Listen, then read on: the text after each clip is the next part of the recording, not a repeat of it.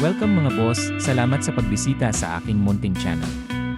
Sa kasalukuyan ay may standing ang Kushigaya Alphas na 1 win at 6 losses. Ngayong araw ay makalaban din nila ang Sendi 89ers na parehong standing sa kanila. Ito ang game na babad si Kai at naglaro lang naman ng 40 minutes. Nice one coach. Panoorin nyo na lang at enjoy. Game 1 ng Kushigaya Alphas laban sa Sendi 89ers.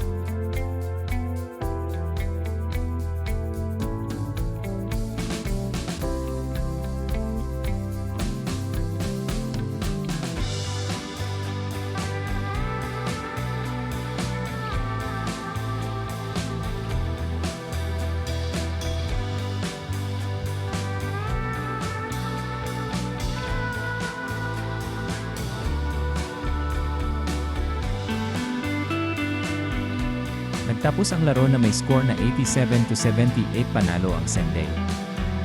Sa double overtime ay nakakuha si Kai ng 18 points, 18 rebounds, 4 blocks, at 3 assists. Another double-double milestone. Tune inagain bukas mga boss para sa Game 2. Sana makuha na nila ang panalo this time. Salamat sa panunood at take care sa inyong lahat.